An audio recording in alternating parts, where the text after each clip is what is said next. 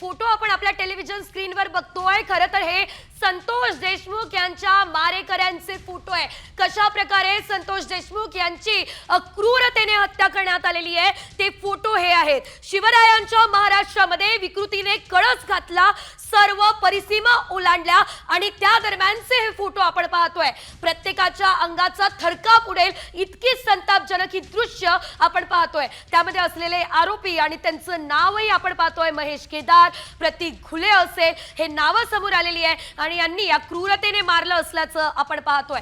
मात्र मोठी बातमी आपण बघतोय, धनंजय मुंडे सातपुडा निवासस्थानी आहे। मुंडेंना सकाळपासून त्यांनी भेटीगाठी टाळलेल्या आहे। मुंडेंच्या बंगल्याबाहेर पोलीस बंदोबस्त वाढवण्यात आलेला आहे। अनुचित प्रकार घडू नये यासाठी खबरदारी घेतली जाते आणि सातपुडा बंगल्याबाहेरून थेट आमच्या प्रतिनिधी रुपाली बडवे आपल्या सोबत जोडल्या गेलेल्या आहे। रुपाली, आपण पाहतोय मुंडे सकाळपासून त्यांच्या निवासस्थानीच असल्याचं कळतंय, काय माहिती या संदर्भात?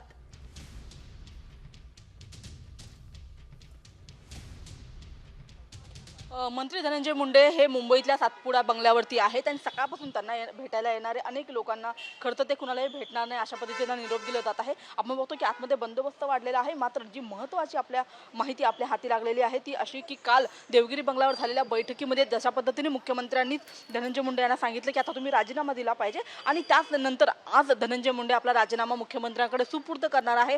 पुढच्या कोणत्याही क्षणी खरं तर हा राजीनामा होऊ शकतो। धनंजय मुंडे यांचं राजीनाम्याचं पत्र घेऊन ते आपल्या एका व्यक्तीला खरं तर मुख्यमंत्री यांच्याकडे पाठवणार असल्याचं कळतं आहे आणि या सगळ्या घडामोडींना खरं तर आता वेग आल्याचं सुद्धा कळतं आहे। खरं तर 11 वाजता जवळपास विधान भवनाचं कामकाज सुरू होतं आणि तोपर्यंत हा राजीनामा होईल अशा पद्धतीची माहिती आपल्याला मिळत आहे। जशा पद्धतीने काल संतोष देशमुख यांच्या हत्येच्या क्रूर जे फोटो आहेत ते समोर आले होते आणि त्याच्याच नंतर ह्या संपूर्ण प्रकरणामध्ये आणखी जास्त वातावरण चिघळलं गेलं।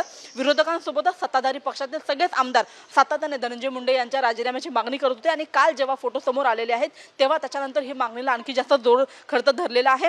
आज आपण बघतो की सभागृहामध्ये सुद्धा कामकाज चालू देणार नाही अशा पद्धतीची ठोस जी भूमिका आहे ती खरं तर विरोधकांनी घेतलेली आहे आणि त्याच्याचमुळे धनंजय मुंडे यांचा आजच्या आज राजीनामा व्हावा अशाच पद्धतीची मागणी खरं सर्वत्र केली जात आहे आणि धनंजय मुंडे आजच आपला राजीनामा मुख्यमंत्र्यांकडे देतील। जवळपास 10 वाजण्याच्या सुमारास हा राजीनामा होईल अशा पद्धतीची माहिती सुद्धा आपल्याला सूत्रांकडून कळते आहे। काल जेव्हा देवगिरीवरती बैठक झाली या संपूर्ण बैठकीमध्ये राष्ट्रवादीचे अनेक महत्त्वाचे नेते उपस्थित होते आणि सोबतच मुख्यमंत्री सुद्धा उपस्थित होते आणि या सगळ्यांमध्ये कालच्या या फोटो संदर्भात 400 संदर्भात एकूण संपूर्ण बैठक झाली, चर्चा झाली आणि या चर्चेमध्ये खरं तर हा निर्णय झालेला आहे की धनंजय मुंडे यांचा राजीनामा घेतला गेला पाहिजे आणि त्याच अनुषंगाने आज धनंजय मुंडे आपला राजीनामा देतील अशा पद्धतीची माहिती आपल्याला मिळत आहे।